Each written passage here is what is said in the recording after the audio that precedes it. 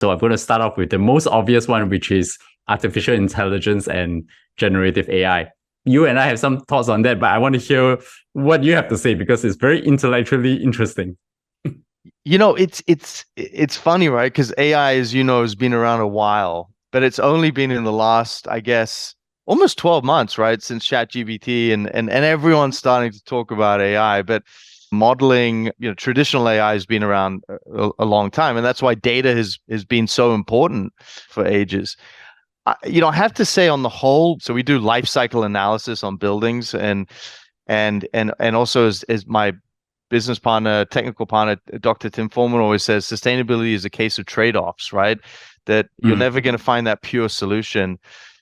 I think AI on the whole, and I'll just talk about traditional AI for a second. I think AI has huge amounts of benefit when it comes to climate, because if you're looking at research, I think that there's so much research on climate, there's so much research on technologies around climate, but it would take years and years and years and years and years for just individuals to really disseminate what that information means.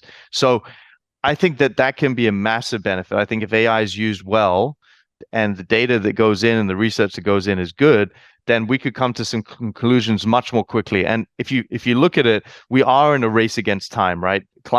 This climate challenge is the biggest challenge of our generation, I think, and maybe unfortunately even our children's generation. So I think AI can provide a really interesting pathway to that.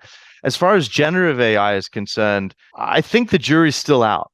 I mean, I think that I actually don't really have an answer there. I don't have a conclusive answer. You can obviously visualize how that could work in a very positive way, but I certainly haven't seen anything yet that makes me believe today that it's going to be super, super useful where we are today. But again, this stuff moves so quickly that the jury's out. I think there's a negative though on all this stuff, right?